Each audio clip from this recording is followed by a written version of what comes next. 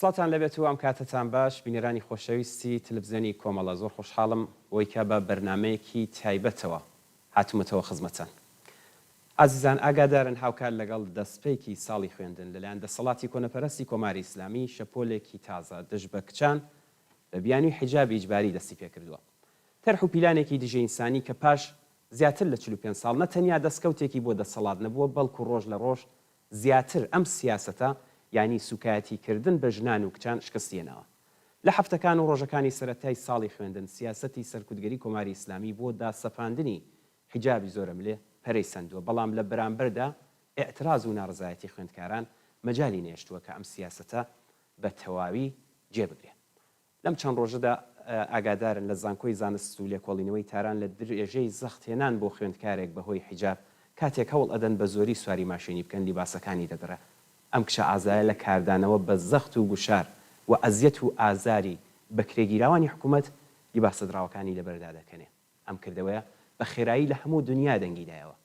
بە کرێگیراوان پاش کەمێک دەڕژەنە سەری و بەلێدان بە بێ حورمەتیکردن سواری ماشینی دەکەن و لەو شوێنە دووری دەخەنەوە. گومان لەوە دانیە کە ئەم خوێندکارە لە تاریکخانەکانی ئەشکەنجە و ئازاردانی کۆماری ئیسلامی کەوتوتە بەرهێرش و پەلاماری بە کرێگیراوانی کۆماری ئیسلامی. ئێستا گیان و ژیانی ئەم خوێندکارە بوێرە لە مەترسیدایە. بۆ جەستەی ژن بۆتە مەیدانی شەڕی حکوومەت لەگەڵ ژنان. لە زۆر بواردا حکوومەت کولتوری کۆن و تەنانەت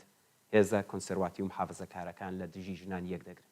تەنیا لە ئێران و کوردستان جەستەی ژن مەیدانی مین و شەڕ نییە. لە زۆر وڵاتی دواکەوتوو و لە ناو هێزە محافزەکارەکانیش لە ئوروپا ژناکەوتونەتە ژێر زەخت و زۆر و تەنانەت کوشتن بە بیانووی ڕووتیوەیان ئێعتراز بە جل و پۆششی زۆرم لێ. ئێعتراز بە ژنان لە ناو پیاواندا زۆر بووە، پیاوان ڕێکخەری هێرش بۆ سەر ژنانن، بەڵام ژنیش بەشداری ئەو سەرکوتە هەیە.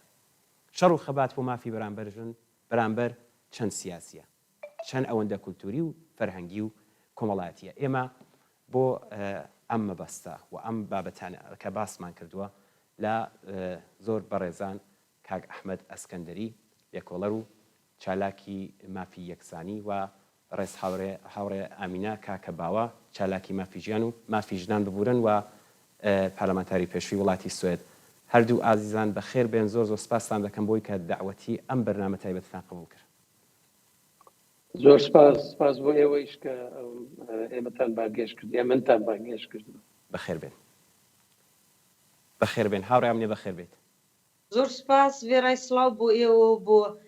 کارکنانی تێوێ کۆمەڵەوە بۆ هەموو بینەران و بیسەرانی و بەرنامە سپاستان دەکەم بۆ ئەو بانگەشتان. زۆر سپاسی هەردوو لایەتان دەکەم.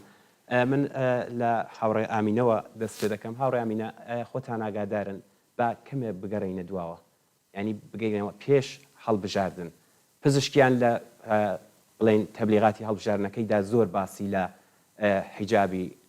حیجاب دەکردوە، ئەم گەشتی ڕشاد و شتەی بە جۆرێک لە جۆرەکان دەیکوت نامێنێ، بەڵام ئەگەر کارنامەی خودی پزیشکیان چاو لێ دەکەی سەر تا سەر دژەژنە. ینی لە یەک مانگی ڕابردوودایەوە خۆتان ئاگادارن چەند کچی خوێندکار بەهۆی حیجابی ئیجباری بەهۆی ئەو یاسا و نەریت و دواکەوتووە و پیاوسالارانی کە لە کۆمەلگادا زاڵا دەستیان داوەتە خۆکوژی، یەکێکیان بە خاتری کە قژێکی ڕەنگ کردووە یا ناخۆنێکی ڕەنگ کردووە، دانەیەکیان کە کچێکی ئەفغانستانیە لە ئێران 16 ساڵە خوێندوێتی دەچنە ئوردو یا مەخنەعەکەی دادنێ و خۆشیەک دەردەبڕێ، ئەمە لە ئەوانە لە مەدرسە دەردەکردوانە خودکوشی دەکەن. یا دانێکی دیکەیان کە بەداخەوە بڵێن دنیا فەرهادی کە بەهۆی ئەوەی کە ئەم باسم کرد یاسا و نەریتی دواکەوتوانە و پیاوسالارانە کە باوکی گیری پێدەدا کە دەڵێ نابێ قژت دەرکەوێ و لایەک لە قژی تاشێ زۆر بەداخەوە مەش دەزداتە خۆتکوشی. پێم خۆشە سەرەتا لێرەوە دەست پێ بکەین لەسەرمانە ئێوە قسەتان چیە فەرموو؟ بەڵێ هەر وەکو جەنابتان ئاماژەتان پێداوە خەڵکی هەموو کوردستان و ئێرانی شایەدە ئەم قانونە دژی ئینسانیەی جمهوری ئیسلامی یا قانون دابوونەریت و کەلتوری پیاوسالاری مەسەبی کۆنەپەرستی لە ئەم چەند ڕۆژە و چەند مانگە و یا وەختێک کە پزیشکیان هاتوۆتە سەرکار ئەوە دەچێتەوە دواوە خودی پزیشکیان کە وەختێک لە سەردەمی ئەوەی کە ئینتخابات بوو بە افتخار و شانازیەوە دەیوت کە ئەو هیچێک لە بوونیان گوزاران و دامەرزێنەرانی ئەو قانونە بووە بەبێ حجاب نێتە دەرێ کاتی خۆی مامۆستای دانشگا بووە نازانم لە شارێک بۆ خۆی من وا بزانم لە بیرم بێ حاڵی بووم کوتی لە تارانەوە خۆم هیچێک لەو ئینسانان نەبووم بە چۆ بزانەکە لەو دەوڵەتێکدا لە سیستمێکدا کە بە تەواوی وجودیانەوە کۆنتترۆلی لەشی ئینسان نەکەن وە بە تایبەتی ژن لە قژیەوە بیگرێ لە دەستیەوە لە ناخونەکانی چ ڕەنگ بێ قژی چ ڕەنگێک بێ ئایا سمتی ڕاوەشێنێ دانس و ڕقسکە ئایا لەگەڵ پیاوێک قسە بکە لەگەڵ کەسێکی بە قەولی ئەوان نامەحرەمە لە ناو تاکسیدا بێ یا بیگرن تەواوی ئەوانە ئێمە شایدی 45 ساڵ لە غەدرین 45 ساڵ لە ئەو قانونە دژ ئینسانیە ئەو ستەمگەریە کە لەسەر هەموو ئینسانێک لە ئێران بەتایبەت لەسەر ژنانەچێ جا بزانن کە شۆڕشی ژن ئازادی وای کرد ئەگەر لە بیرتان بێ ئیبراهیمی ڕەیسیەوە هەتا خامنەی بۆ خۆی زۆر لەوانە باسی ئەوەیان نەکرد جارێک دەیان کود ئەشی ئەرشاد گەشتی ئەرشاد لا دەبن جارێک دەیان کود قانونی ئەوە شلەکەینەوە یا توندوتیژی کەمترەکەینەوە ینی شۆڕشی ژن ئازادی و شۆڕشی ژینا ئەمینی وای کرد بە جمهوری ئیسلامی کە زۆر دەغدەغە بکات لەو مەسەلانەدا بەڵام ئێمە دەزانین کە بۆ جمهوری ئیسلامی من ساڵهای کتومەوە ئێستاش ئەیڵم ئەگەر حجاب و حجابی ئیجباری و ئەگەر قانونی زەنستیزی یا ئەوەی کە هەڵاواردنی نەریت و جنسیت بکە ئەوانە لا بچێت ژن ئاوا وەکو مەسەلەن من و ئەو هەموو ژنانی تر کە دێنە خیابان و شۆڕشیان کرد بۆ ژن ئازادی وەکو یاهوی دەریایی ئاهوی دەریایی بکات معلومە ئیسلام ئیتر هیچ لەوێکانەدا معنی نامێنێ بەو شێوەیە یعنی معنی نامێنێ بۆ جمهوری ئیسلامی بۆ قانونی ئیسلامی ینی لەبەر ئەوەیە ئەوەندە دەترسن ئەوە لایەنی دەوڵەتەکەیەتی بەداخەوە حتا ئەگەر زۆر خۆ دیارە خەڵک لە تاران و لە کوردستان مدێرن و کە بۆ خۆیان ڕسم و ئەکسەگرن لە خوشکیان لە ژن لە کچیان ئەی خەنە سەر سۆشیال مێدیاکان بەڵام ئەم مەسلەی کۆمەڵایەتیەکەشی پیا و سالاریەکەشی ئەوەش یەکجار زۆر بووە لە زۆر بەشەکانی دواکەوتوتر مەسەلەن لە گوندەکان لە جێگەهەیە کە باوک برا زۆر بەرەگرێ بە کچیان بە ژنیان بە خوشکیان معلومە ئەوە واکە کە بەداخێکی زۆرەوە ئەم مەسلەی خودکوژیە من لە بیرم دێ ئەوەتا من هەم لە هەفتاکانەوە کە لەدایک بووم هەفتای ئێرە هەر ئەمەم بیستووە کە ژن لە داخی برای لە داخی باوکی لە داخی مێردی لە داخی چۆزانم مامۆستاکەی لە داخی خانوون ئەو دەستدادە بە خودکوژی بەڵام لە هەمان زمانیشدا هەم ژنانن کە واقعاً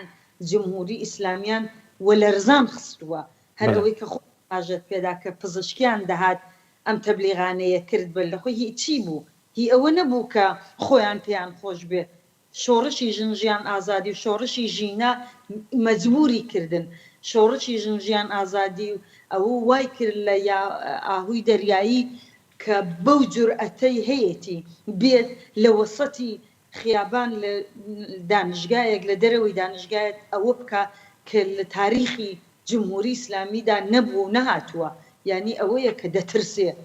جمهوری ئیسلامی لی دەترسێ بۆی ئاوا ئیجباری کردووە کە ژن واخان ژن ئەم ئیسلامیە ئەم لەچک و یونیفۆرمی ئیسلامیە وەکو لە دیواری بەرلینیش خراپترە ئەگە ژن لای بایتر ئیسلام بەو شێوەیە هیچ معنیەکی وهای نامێنێت جاوە بۆیە ویستمەوەتان عەرزکەم زۆر باشە هەڕێ ئەحمەد بە بینە لای بەڕێستان ئەگەر لە ڕوانگەیەکی مێژوویە سیرکەین ئەمە تەنیا لە ئێران و کوردستان نییە کە جەستەی ژن بۆتە مەیدان و مین و شەڕ یعنی لە زۆر وڵاتانی دواکەوتی وە لە ناو هێزە محافزەکارەکانیشدا لە ئوروپا ژنان کەوتونەتە بەر بڵین زەخت و زۆر تەنانەت کوشتن کە لە سەرەتادا باسشم کرد بە بیانی مەسەڵەن پوشش یا نیوەڕوت یا بڵین حجابێک یا شتێک لەم وڵاتانی دیکەشدا دەیبینین فقط لە ئێران و کوردستان نییە ژنێکی تەنیا ژنێکی بێڕێکخراو یا ژنێکی بێپەنا و پشتیوانی هیچ بژاردەیەکی دیکەی نییە جگە لەمانە هیچ بژاردەیەکی دیکەی نییە بۆ ئەوەی کە بە لەش و بەدەنی ئاعتراز بکات. ڕای ئێوە چیە لەسەرمە؟ نادەزانین چۆنە لە وڵاتانی پێشکەوتوو لە وڵاتانی یعنی ئەوروپا تەنانەت لە ئەمریکاش لە وڵاتانی پێشکەوتوو تریش بەچەند لە ژاپۆن کەمتر ژاپۆنیژەوە وەختی بۆ قسەیەکێ توانین لەسەر بکەین لەمانە با ڕێگا هەیە هەم ڕێکخراوی مەدەنی بەهێز هەیە ئەم ڕێکخراوی سیاسی هەیە کە هێزیان هەیە هەم ئەندام پارلەمانی وا هەیە کە خۆیان لە ئەنگری مەسەلەی ژنان و ڕێگا هەیە بۆ ئەوە بەڵام بۆەوە مانگەیەکی مێژووی بە بینەران و بە هەمومان بدەم وێنەیەکەیە تابلۆیەکی زۆر بەناوبانکەیە ژنێکی ڕووتە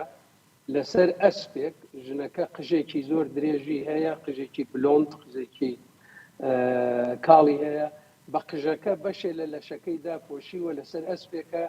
و ژنێکی کە دیارە خزمەتکارە و زۆر بە شەرم و هەموو گیانیدا پۆشراوە ئەسپەکەی ڕایکێشێ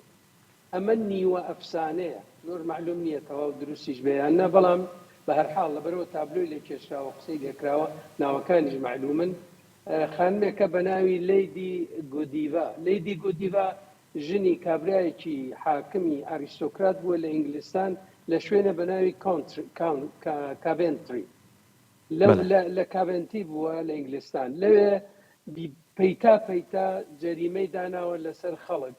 باجی داناوە و خەڵکی شوون بەلای ژنەکە وتیانە مەحدی ڕزای خوا ناتوانین و مەیەڵە ژنەکەش هەروتێتی مەسەلەن ئەگەر بە کوردی بێ پیاوەکە و نەعەزیەتیان مەکە و کابراش دیارە ژنەکەی خۆش ویستووە یەک دوو جاروتێتی نەعەزیەتیان ناکەم و بەڵام پێویستە سەرنجام بە تووڕێیەوە قسەیەکی کردو وتێتی ئەگەر تۆ ڕوت خۆت ڕوتەوەکەی بە ناو شارە بڕۆی من هەڵیەوەشێنمەوە ژنەکەی ژوتی باشە جا لێرە ئەفسانەکە بە دوو بەشێکەڵێن کە حاکمەکە فەرمانیدا خەڵک چۆڵیکەن شارەکە چۆڵکەن ئەو مەسیرە کە ژنەکە ڕۆی بە ئەسپەکەیەوە هیچ کە چاوی پێی نەکەوێ پەنجەرەکانشیاندا بخەن و فەردەکان و ئەوانە وە لێرە گێڕنەوە کە کابراایە کە زۆر کونجکاو بووە بزانێ ئەم ژنە چۆنە بەڕووتی ئەچێ کونێکە کاتە پەرژینی پەنجەرەکەیان لە ماڵەوە و ئەڵێن خوا کوێری کردە لەبەرەوە تەماشای ژنێکی بە نامەحرەم تەماشای کردووە بەڵام ئەفسانەکە لایەکی تری ئەوەیە کاڵێن نەخەیر خەڵکی هاتە سەر خیابان و چارەن بە ژنەکە کەوت و بەڵام ژنەکە بە قژەکەی ئەوەی پێی کرا خۆی داپۆشی بوو کارەکە جێبەجێ بوو جا ئەمان با بۆ لای شتێکی تر و ئەویشەوەیە کە ئەمانە ئەفسانەن بەشێکی بەڵام بەشێکیشی ئەفسانە نییە و ئەو ئەفسانانەیش کە ئیگەڕنەوەی هیچ کامیان بێبناغە نییە یعنی شتێک بووە شتێک ڕووی داوە بۆ نمونە مەسەلەن ژنی ساحرە و ژنی جادوگەر بووە لە ئەوروپایشا کە قسەیان زۆر لێکراوە ئەمانە مەسەلەن کتوپڕ لە دیەکە لە ناوچەیەکە وتیانە وڵا بینەکە مانگاکانمان شیرەکانی کەمی کردەوە ژنێکی بێچارە کە لەوێەوە هاتووە دەڵێن وڵا لەوەتی ئەو ژنە هاتە شیری مانگاکان کەمی کردووە یان لەوەتی ئەو ژنە هاتووە مەسەلەن نەخۆشی نەداکەوتووە ئیتر ئەڵێن ئەوە هینە جادوگەرە و بیگرن و بیسووتێنن ئەمە لە سوێد ڕووی داوە بۆ ئاگاداری بینەران ساڵی 1676 لە سوێد لەم سوێدەی کە ئێماژین ژنێک بەناوی مالین ماتسدۆتەر ئەربە و تاوانە لەوەقع بەبێ هیچ تاوانێک گرتوویانە محکەمەیان کردووە و سزاکەی ئەوە بوتیانە چۆنە ئایا سەری ببڕین و بیسووتێنین یا بیکوژین و بیسووتێنین یا بە زیندوی وتیانە نەخێ بڕیاریاندا و بە زیندوی بیسووتێنن ئەو ساڵێنی 450 ساڵ لەمەوبەر لەم سوێدە ژنێکیان هەر لەبەر شتێکی ئاوا سووتاندوویانە وە زۆری پێ نەچووە 20 ساڵ دوایەوە دیسان دادگاکان بەسەریا چوونەتەوە معلوم بووە کارێ هەڵەیان کردووە بەڵام تازە ژنەکە کوژرا بوو پارەکە لێرە لە ستۆکهۆلم لە پارکێکی ئێرە بیرەوەریەکیان داناوە بیرەوەریەکیاندا بە ناوی ئەو ژنەوە و ئەمە لەواقع بۆ ژنانەیە کە بەبێت تاوان کوژراون لە ئەمریکا ئەگەر بچین بۆ جێگایەکی تر لە ئەمریکا کۆیلەکان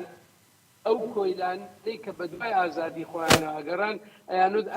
ئەوە فەقیرە تووشی نەخۆشی دەرونی بۆ شێت بووە دەنا کۆیلە ئازادی بۆ چییە کۆیلە معلومە چۆنە لە ئەفریقای باشوور کە دەسەڵاتی نەژادپەرست بووە هەر بە هەمان دەستور دوایین ڕووداوێک کە ڕووی داوە و ژنان خۆیان ڕوتۆ کردوێتەوە لە ئەفریقا لە شاری کامپالا پایتەختی ئوگاندا بووە 6 ژنی ئەوە دەوروبەری 25 ساڵە تەنها شەرواڵیان لە پێیا بوو هاتوونە دەرەوە لە دژی هەژاری و لە دژی هەژاری ژنان بەتایبەت وە گەندەڵی خۆپیشاندانیان کرد ئەسقەزا خۆپیشاندانەکانیشی دەنگدانەوەیکی ئێزگاری زۆر بوو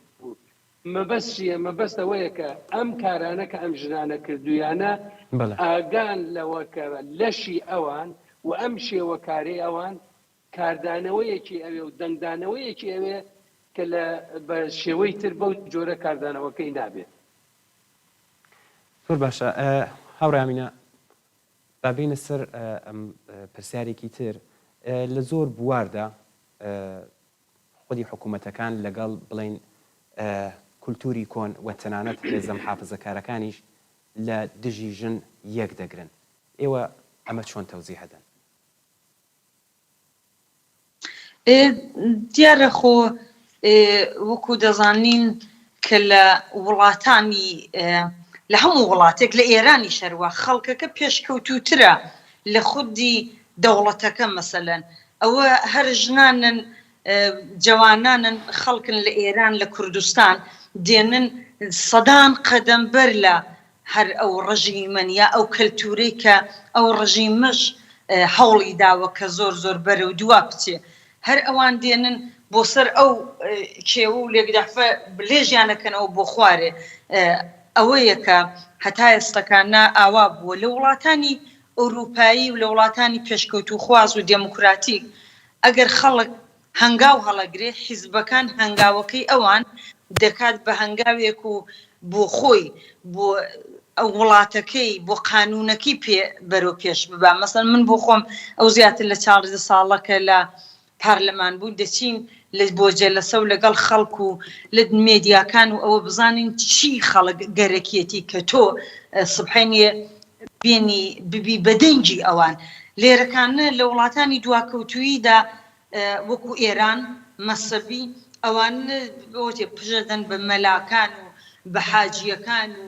بە ئاغاکان و کە هەمووی پیاوی کۆنەپەرست و توزانم هەموو شیوانین هەڵبەتە بڵێم هەموو مەڵایەک کۆنەپەرستە زۆر مەڵاشەیە پێشمەرگەش بوو لەگەڵ ئێمەش بووە ئەوە هیچێک لەوانە مامۆستا عێزەدین واقعاً کە بۆ خۆی شاید کەسێکی زۆر دینی بێوە لە پێشکەوت و خواز بووە بەڵام مەبەستم ئەوەیە خۆ جمهوری ئیسلامی لەگەڵ ئەو مەڵایانە یا لەگەڵ ئەو ئینسانە تاکانی وەکو ئەو نایەت بێنێ پشت ببەستێ بەڵکێ بە کۆنەپەرستەکانەوە کە ئەوانەی خۆیان ژن دێنن دەیکەنە کۆی لە تۆ هەر چاوکە لە کوردستانی باشوور کوردستانی عێراق ئەسڵەن ژن زۆر زۆر پێشکەوت و خواز بوو بەڵام چونکە هیوایان بە جمهوری ئیسلامی و لەوەکانە مەڵاکان هەرچی ڕۆژێکە لە کوردستانەوە کوردستانی باشوور لینکم بۆ ئەنێرن کە مەڵاکان وەختە دانیشن قساکەن واقعاً ئەسڵەن ئەحسازەکەی ئەوە 200 ساڵ بەر لەوەیە نازانی کە ئەمڕۆکەی کوردستانە بۆی دەڵێ مەرێ هاوڕێیانوانی بۆ منێرن ئەوە ئێستەیە دەڵێ ئامینە باوەڕ ناکەی بەخوا من وەختێک مناڵ بووم لە هینەکەی حجرێ و نازانم منارێتی ئەوەی کە لە منارەی مزگەوتەکەی تورجانە و شتی ئاوا ناکوترا کە ئێستەکانە ئێژن یعنی دیارە کە وەختێک دەسەڵات ویستی لەگەڵ گوێشلکا بۆ ئەوانە ویستی حتا ئەم ئینسانانە ئەم چوزانم مزگەوتانە یا ئەم کۆنەپەرستانە بێنێت پوڵیشیان پێ بدا پارەیان پێ بدا بۆ ئەوەی سەرکوتی خەڵک و ژنانکەن معلومە فشارەکە زۆر زۆرتر دەبێ بۆ سەر ژنان معلوم باوکو براش ئەگەر پێی خۆش بێت کچەکەی تۆزێک ئازاد بێ لەبەر قسەی ئەوان لەبەر هێرشی جمهوری ئیسلامی لەبەر ئەم مەسەلەی کە ناویان ناوە ئابڕوو ژنیان کردووە بە کۆیلەی پیا و لەشی ئێمەیان کردووە بە ئەوەی کە پیاوێک وەکو ئەوەی کە ئەتۆ لە ماڵی باوکتا ئەوە باوکو برایە و لە ماڵی مێردا ئەوە ئەو خانەوادەیەتی تویان کردووە بە هینی خۆیان ینی بە کۆیلەی خۆیان ئەوەیە کە وا دەکات بەداخێکی زۆرەوە تەسیری هەیە لەسەر هەڵگا خۆ دەوڵەتێک نییە لە پشت ژنان دەوڵەتی ئێران قانونی ئێران هەمووی دژی ئینسانە ئاپارتایەتە جا بۆیە لێرەکانەدا لەوێ ئەو دوودانە کۆمەڵگای دواکەوتوو مەسهەب پیا و مەزنی هەموو ئەوانەوە ئاکا کە لە دانیشگاکەیەوە هەتاوەکوێ باخچەی مناڵانی ئەو سیستمەیە سیستم لە پەروەردەوە دێ نەکرد لە بنەماڵەوە لە مەکتب و مەدارس و مێدیاکان مەسەلەن ئەم تێوێ کۆمەڵە زۆر نەخشێکی گەورەی هەیە کە تۆ بینی ئەم مەسەلانەی کە تابووە ئێمە دێنین باسیەکەین دەڵێن بابە هەموو ڕۆژێ لەشی پیاوە بینین بەڵام کە ئاهوی دەریایی ئەوەی کرد ئیتر ئابڕووی هیچ دەوڵەت چووە ئابڕووی دانیشگا چووە ئابڕووی هەم بەڵام لێرە بە ئەکسەوە ئەو ئابڕووی دنیای کڕیەوە ئابڕووی هەمووی ئێرانی کڕیەوە کە کوتی من لەشی من ئەوە نییە کە ئێوە بیچێڵن قانونی لەسەر دروستکەن من لەشی خۆمە لە داخی ئەوان هات ئەوەی کرد بۆیە ئەو کچە زۆر بەرزە لە لای ئەمنە و لە لای هەموو کەسێکەوە. زۆر باش هاوڕێ ئەحمەد من یەک پرسیارم هەیە کە لێرەدا هاوڕە ئامینە باسی لە ئەم بڵین کولتوری پیاو سالاری و ئەم دواکەوتووە کە ئێستا زۆر زاڵە تایبەتەنە کە بڵین لە کوردستانیشدا بێت. هاوڕێ ئەحمەد دیارە خۆ پیاو وەکو هەمیشە پشتیوانی فەمینیستەکان بووە بەم کارەی ئاهوو کە خودی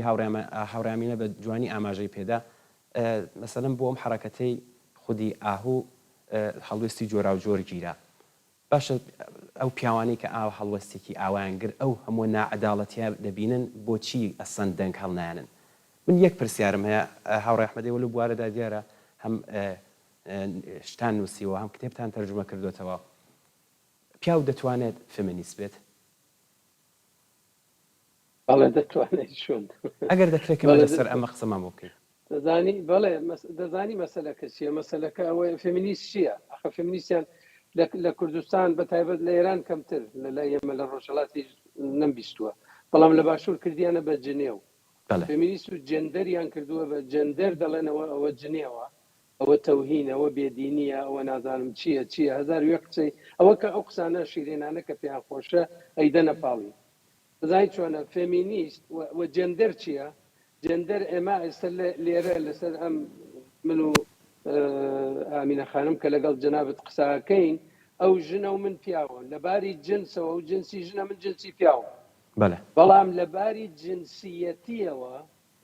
ئێمە ڕۆڵمان لە کۆمەڵگا چییە؟ ئەوە ئیتر بە جنسەکە نیەوە جنسیەتیە ئەوە ئەو شتەیە کە وەختی خۆی سیمۆن دۆ بۆڤوار وتی مناڵ کچ ژن لە دایک نابێ مناڵی کچ ئەکرێ بە ژن لە دایک نابێ معنای چییە؟ معنایەوەیە کچێکە لە دایک بوو وەکو کوڕێکە لە دایک بووە یەکسانن بەڵام وردە کە کچەکە گەورە بوو چاوی کردەوە تەمەشاکە ئۆی قوانینێکەیە بۆ من یاساگەلێکەیە بۆ من لەم کۆمەلگا کە بۆ براکەم نییە بۆ من بووە من کە خوشکم هەیە خوشکەکانی من ئەو ئازادیان نەبووە کە من بوومە چ لە ماڵەوە چ لە دەرەوە ئەمە کە ئێمە لە کۆمەلگای خۆمان چۆن هەڵوێستەگرین و کۆمەلگا چۆن بەرامبەر بە ئێمە هەڵوەستەگرێت و ئەمە چۆن قانون و یاساکان ئەمانگرێتەوە ئەمەیە باسی جەندەر و ئەوەی کە خۆی بە فەمینیستەزانێ بۆیە من پێم فەمینیست من پێشتێکی باشە ئەوەیە کە ئەڵێ کۆمەلگا ئەبێ بە جۆرێک دەستەبەر بکرێ و دابین بکرێ کە ژن و پیاو یەکسان بن دەڵێن ئەمە لەگەڵ ئیسلام نایەتەوە لەگەڵ ڕۆژهەڵاتی ناوەڕاست نایەتەوە ئەی بۆ لە ڕۆژاوا هات بتوێت ئەلعان لە ڕۆژاوا ئەوە نمونەیەکی بەرجەستەیەتی لە هەموو جێگایەک ڕۆژاوا ژنێک و پیاوێک ڕێبایەتیان بەدەستەوەیە بۆیە بەڵێ فێمینیستەکان لایەنگری ئەوەن بەڵام ئەوە ئەمە بە گشتی باسیەکەین ئەگەر کەسێک ئەگەر من چوون کارێکی خراپم کرد و ئەم کارە خراپە من لێرەش ئەم قسانەم کردووە یەکێ لەوانەیە بڵێ هاها بە پێکەنینەوە ئەو قسانەی لەسەر تەلەڤیزیۆنەکە و ڕۆژە چوو ئاوای کرد ئەمە هیچ لە مەوزوعەکە ناگۆڕێ لە مەوزوعەکە هیچ ناگۆڕێ ئەزانی ئێمە خەریکین باسی مەجموعەیە پرینسیپەکەین و ئەم پرینسیپانە ئەبێ قبول بکرێت تۆ باوەڕت هەیە بە یەکسانی ژن و پیاویاندا ئەگەر ئیجازەم بدەی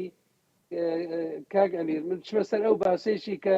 چونکە ترسم وەخت زۆر نمێنێتەوە هەر ئەوەی کە پێیان ئەڵێ نەمانە نەخۆشی ڕەوانیان هەیە زانی بە هیچ پیاوێک ناڵێن نەخۆشی ڕەوانی هەیە با نمونەتان بۆ بێنمەوە محەممەد عەلی نەجەفی شارەداری تاران بوو ژنی دووەمی هێنا بوو ژنەکەی زۆر گەنج بوو ئەوەڵوتی بە 2 گول لە کوشتومە خۆشی چوو خۆی دادەسینەکە دوایی معلوم و نەخێت بە 5 گول لە کوشتویەتی باشە بەڵێ کارەکەیان بۆ جێبەجێ کرد خودی خامنەی هینی کرد لێبوردنی بۆ دەرکرد خودی خامنەی باشە لە حاڵێکە ئقراری کردوتی من چووم کوشتومە نەشیوت بەسەر پیاوێکۆ گرتومە نەشیوت دیومە و وێنەم هەیە هیچ ئەوانە نەبوو کەچی هەر لەو ئێرانە ژنێک خانمێک بە ناوی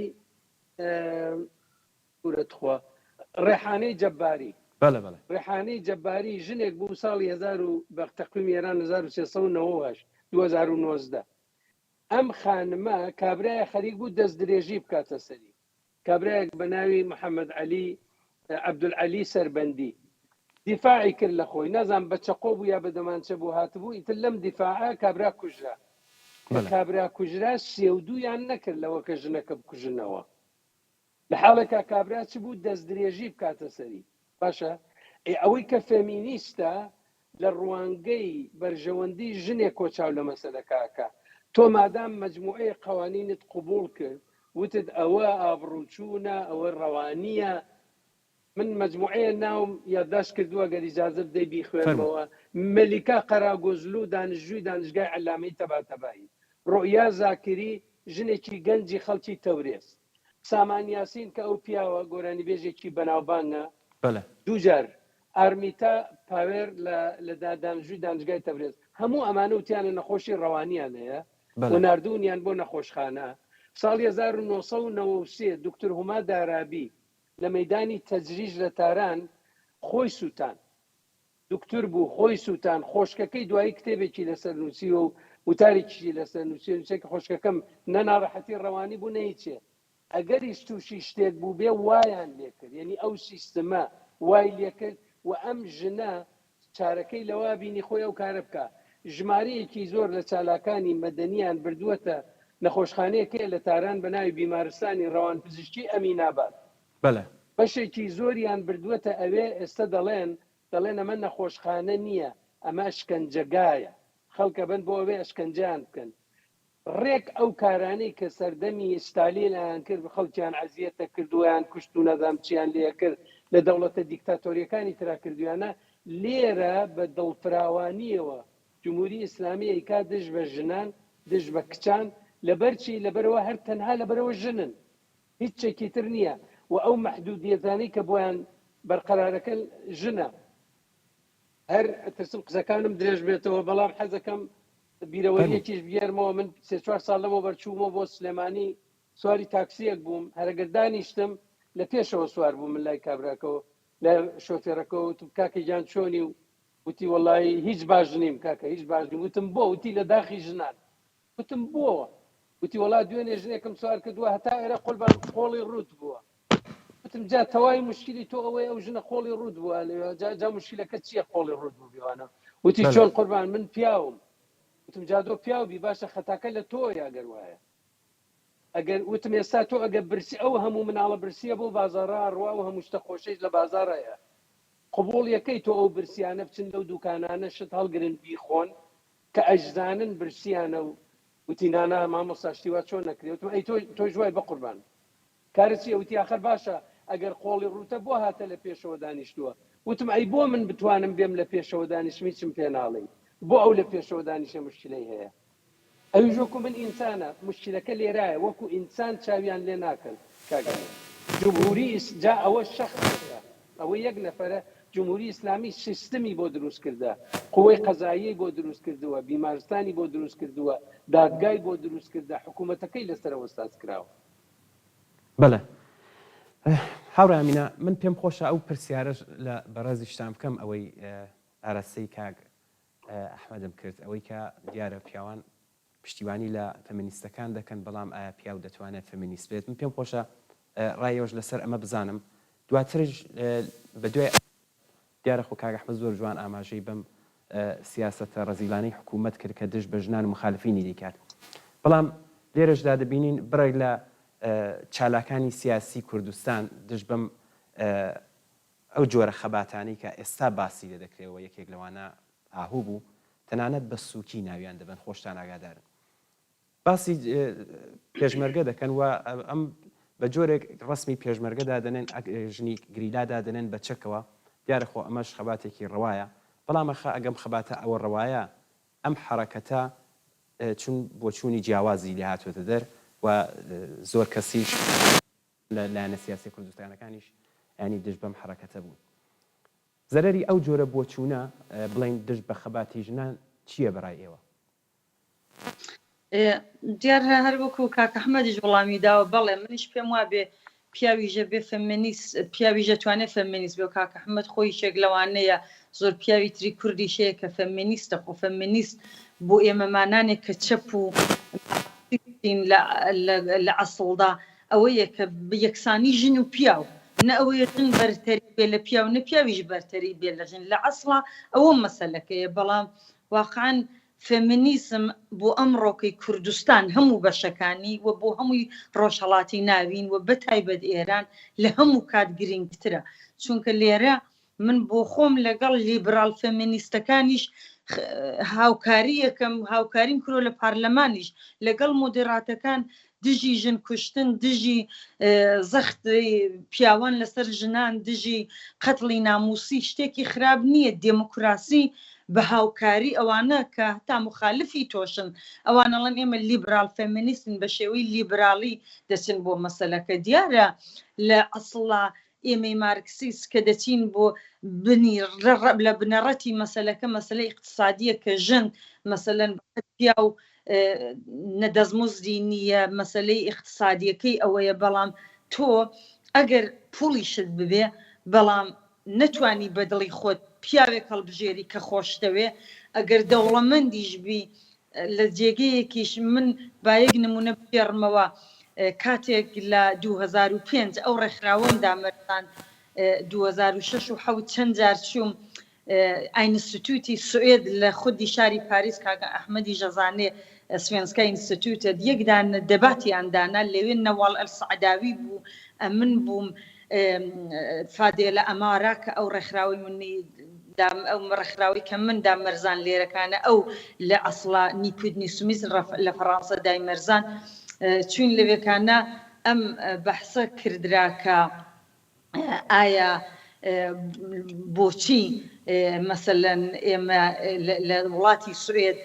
ئەو هەموو مدێرنە ئەو هەمووە پێشکەوت و خواردیە بەڵام ساڵانە حەدیقل 16 ژن دەکوژرێ حەدیقل 8 تا 9 ژنیش لە ژێر ناوی شەرەف و ناموسدا دەکوژرێ لەوێکانەدا باسی ئەوە کردرا کە کوتیان بابە من کوتم لە وڵاتی سوئێد ئەوەیە کە ڕۆژنامەکان دەینووسن لێرەکانە ئەگەر غەدر لێ دەکردرێ وەکو ژنێکی سوئێدی لە وڵاتی سوئێد ئەوە دەنووسرێ لێرەکانەدا تۆ وەکو فەمینیستێک کە دمۆدێراتی لیبرالی پیاوی ژنی بە یەکەوە بەرەو یەک مەسیر ئەڕۆی بەڵام لە لای ئێمە هەروەکو کاک ئەحمەد ئاماژەی پێدا خۆوایە ئەتۆ دێنن تاقیرت دەکەن پێ دەکەنن ئەوە فەمینیستێکە هاتەوە زۆر جار بە ئێمەیان واکرد کە ڕادیۆ دەنگی ژنانمان بوو لە ستۆکهۆڵم هەتا دوایی پیاوەکان ڕێک لە ژنەکانیش بۆیان معلوم بوو کە بابە فەمینیست بوون ئەوەیە کە ئەتۆ دژی پیاومەزنی ئەڤێستیەوە دژی هەڵاواردن ئەڤێستیەوە دیارە فەمینیستی ئیسلامی شەیە ئێستا ئیسلامیەکان لە زۆر جێگە دەڵێن چونکە دەزانن بە نەفعیانە ئەوە نییە خۆ ئەوانە فەمینیستی ئیسلامین دەوە هەرکوا کوتم کە فەمینیستی لیبرال و مۆدەرات و کۆنسەرواتیڤەیە هینی ئەوانە شەیەوەی ئێمە مەسەلەکەمان ئەوە نییە کە تەنها بەوە ڕزگار دەبین کە بڵین ناومان فەمینیستە من باوەڕم بەوە هەیە کە ژن و پیا و شان بەشانی یەک دەبێ ڕابوەستن مەسەلەی کۆمەڵە هەر کۆمەڵی خۆمان کەم تێوێژ ناوی کۆمەڵەیە هەر لەو کاتەی دامەرزاندنیەوە دوایی کە مۆدێرن بوو ژنی هێنا مەیدانی خەباتەوە واقعاً پیاوانی کورد بوون خۆمە لە کتێبەکەمدا کە بەس 5 زبان تەرجمە کراوەتەوە ئاماژەم بەوە کردووە کتومە ئەو هەموو دواکەوتووە لەسەر پیاوی کوردە کوترێ بەڵام لە هەمان کاتدا واقعاً پیاوی کورد بوو کە ئەوە ژنیان واداریان جامعەیان کرد کە ژنیش بێتە مەیدانی خەباتەوە نی ئەوە چییە خۆ فەمینیسم شتێکی سەیر و عەجیب نییە لە ئەوەدا ئەوەی کە تۆ وەکو ئینسانێکی مۆدرنی مارکسیستی یا سوسیالیستی ئەو فکرە بکەیەوە دیارە شاید بۆچوونی زۆر جیاواسەیە لەسەر فەمینیسم و لەسەر تێبینیەکانی تێگەشتووی فەمینیستی بەڵام بۆ منێک وەکو ئینسانێکی چەپ ئینسانێکی فەمینیست مارکسیست ئەوەیە کە کوتم تۆ ئەبێ نابێ هەر بڵێ خۆم هەموو کەسی تر غەڵەت دەکا و لێ وایە لە تۆ وڵاتێک وەکو دموکراسی کە دابمرزێ حەقی ئینسانەکان ببێت لازم ناکە فەمینیستیش بی بەڵام هەر ئەوەی ئینسان دۆست بی هومانیست بی لێرەکانە ئەوە کردراوە لە هەموو حیزبێکی ئێرە خۆی ناکە بە فەمینیست بەڵام دانەیەک وەزیری اقتصادی مۆدێراتەکانمان بوو ناوی ئاندەش بۆریە ئەو کتی من فەمینیستم عالەمێک تەشویقیان کرد لەلای ئێمە ئەوە تا سەرزەنش دەکەن ئەزانی کاک ئەحمەد لەبیرتە خۆ ئەگەر ئاندەش بۆری چوو بووە وڵاتێکی ئەفریقا کە لەوێکانە قسەی لە هەم کوتی حەقی هەم جنسگەراکان هەیە نازانم لە نەجێریا بوو لە نەجێر بوو لە وڵاتێک لەوانە بوو کوتی من وەکو فەمینیستە قساکەم ئەسڵان ئەو کابرایە یەکدان موقعەتی کەی پیا کردی ئیجتماعی لەناو کۆمەڵگای سوئێددا بەڵام ئەو لەناو کۆمەڵگای ئێمەدا لە بریەوەی بڵێن بزانن ئەزمموی کاک ئەحمەد چ بووە مەسەلەن وەک فەمینیستێک وەک پیاوێکی فەمینیست دێن دەڵێن کوڕەوە ئەوەش ئەوانەیە جۆرێک تمیشات دەکەن. بەڵێ من زۆر داوای لێبوردنتان دەکەم چون کاتی بەرنامەکەشمان زۆر نەماوە ئەگەر بکرێت ئەو یەک دوو پرسیارەی دیکە بە کورتی جواب درێتەوە سپاسی هەردوو لایەکتان دەکەم. هاوڕێ ئەحمەد ناوی بەرنامەکەشم هەر ینی خودی ناوی بەرنامەکە ئەمە کە بڵین بۆ جەستەیژن بۆ تەمەیدانی شەڕی حکوومەت لەگەڵ ژنان شەڕ و خەبات بۆ مافی بەرامبەر چەند سیاسیە و بڵین چەند ئەوەندە کولتوری و فەرهەنگی کۆمەڵایەتیە پێم باشە بزانم ڕای ئێوە و خوێندنەوەی ئێوە لەسەرمە چییە؟ دیارە سیاسیە هەرچیە لەلایەن دەسەڵاتەوە بکرێت سیاسیە چونکو دەسەڵاتدارێکی کاکە سیاسەتی بەدەستە و جمکەکانی دەسەڵات لە بەردەستیایەتی پۆلیسی هەیە ئەرتەشی هەیە دەستگای ئەمنی هەیە و پۆڵوپارێشی هەیە دەتوانێت کارەکانی بکە بەڵام مشکلەکە ئەوەیە ئەوان ژنیان لەشی ژنیان وەکو شتێ لێ کردویانە بە مەیدانێکە کە ئەوان پیان وایە ئەوان بڕیارەدەن چی باشە چی خراپە و ئەگەر ژنێک شتێکی کرد حتمما دەڵێن شتێکی خراپی کردووە هەر بۆ نمونە مەسەلەن لە زۆر جارپای کەوتووە ژنێکە لە سیاسەتا بووە ژنێ وەزیر بووە مەسەلەن ڕخنێ کاتەتە سەری یا کارێکی کردووە کە ئەو ڕخنە لەسەر ڕەنگە پیاوە وەزیرەکانیش بوو بێ بەڵام ژنەکە لەبەرەوە زۆر توندی تیژی بکەنەوە دەچن پەیوەندیەکی جنسیشی بۆ دروستەکەن دەڵێن ئەوە پێم وابێ لەگەڵ پیاوێکیشە پەیوەندیەکی بووە شتێکی بووە یعنی ئەگەڕێنەوە سەر لەشی ژنەکە لە بیرمان نەچێتەوە کە شۆڕشی ژینا لەسەر ئەوە دروست بوو شۆڕشی ژینا بۆیە پەیدا بوو کە ژینا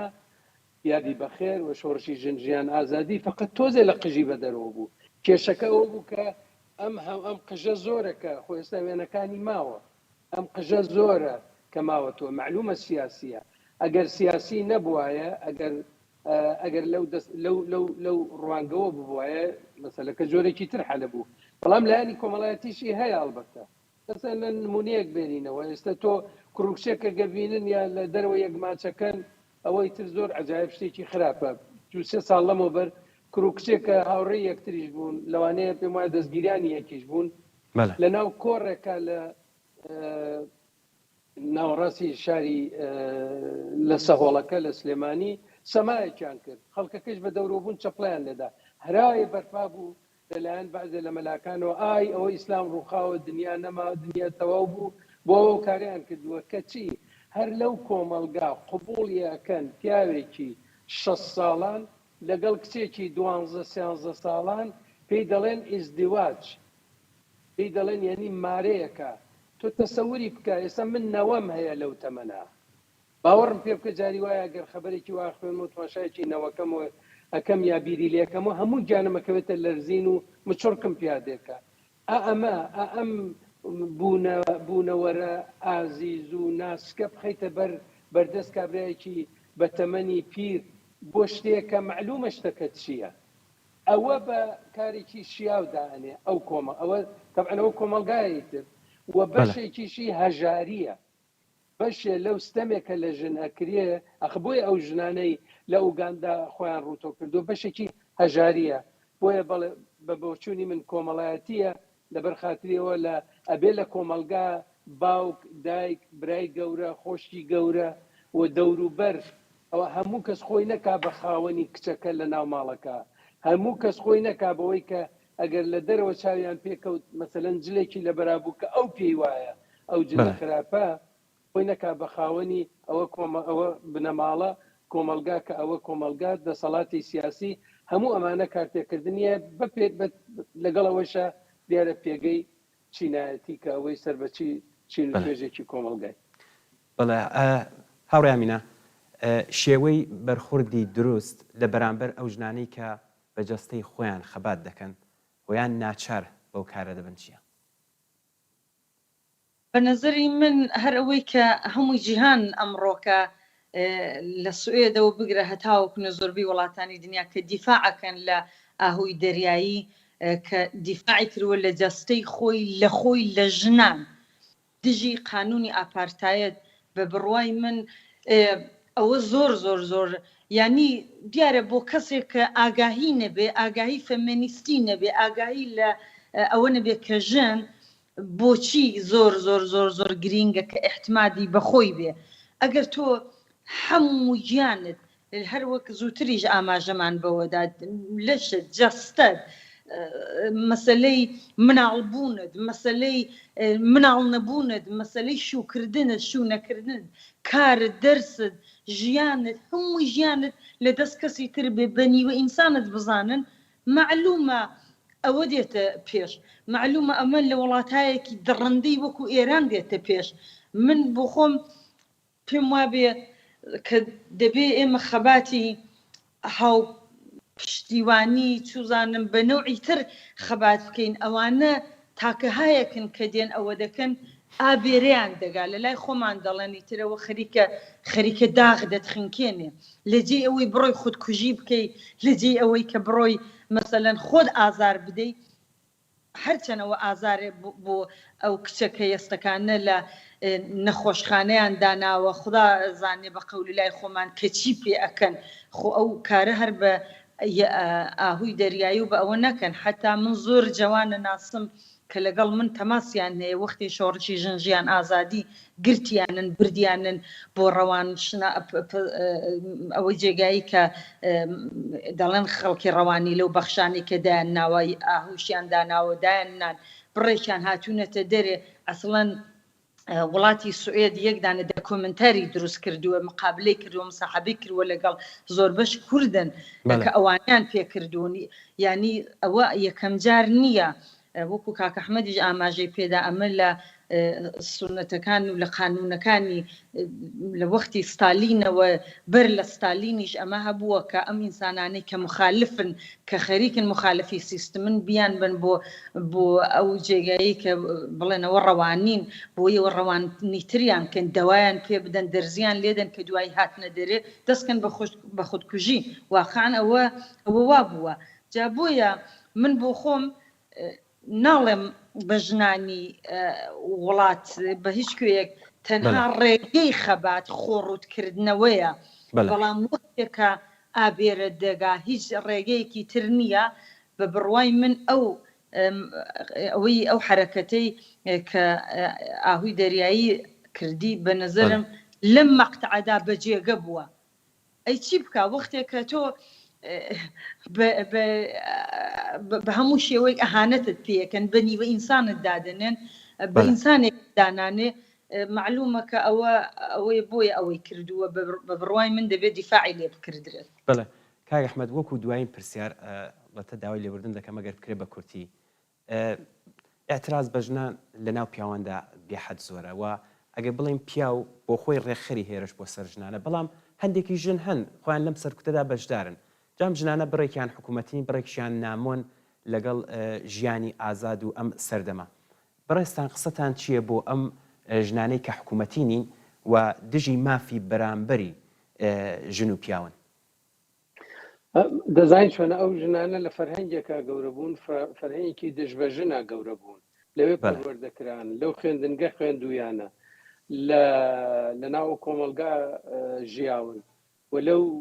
تلویزیۆن و ڕادیۆ و تۆڕە کۆمەڵاتیانەی کە دەسەڵاتی ئەو دەسەڵاتە سیاسی داناوە لەوە کاریان وەرگرتووە.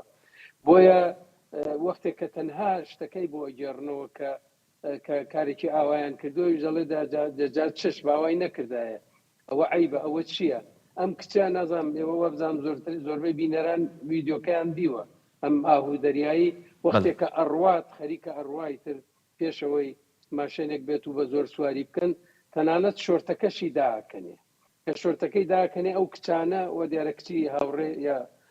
هاوکلاسین لە دانشگاکە فیلمەکەڵەگرن بە شێوەیەکی سەیرە قیژێنن، یعنی بۆ ئەوانیش کارێکی زۆر سەیر و عەجایبە. وەیە کاردانەوەی گەر بازێژن نەوعی کاردانەوەیان بوێ ئەوە جێی خۆەتی، بەڵام ئەبێ ئەوانیش حسابی ئەویان بۆ بکەین کە لە ڕووی نائاگاهیەوەیە. من پێم وایە ئەبێ بڕوانیتە سەر ئەوەی کە پێش ئەوە چی ڕوویداوە، چی هۆکارێک بوو، چ زەمینەیە بوو گەیاندی بەوەوە. حەزەکەم ئاماژە بە قسەیەکی سیمۆن دۆ بۆڤوار بکەم. من گوتارێکی وەرگێڕاوەوە سەرکوردی لەویا باسیەوە کاڵی 1945 قانونێکیان پەسەند کرد لە فەڕەنسا کە تۆ ئەگەر بە کەسێ بڵێ جوولەکەیەک لە فەڕەنسا پێی بڕێ بڕۆ جوولەکەی پیس، یا بە عەرەبێ بڵێ بڕۆ عەرەبی پیس،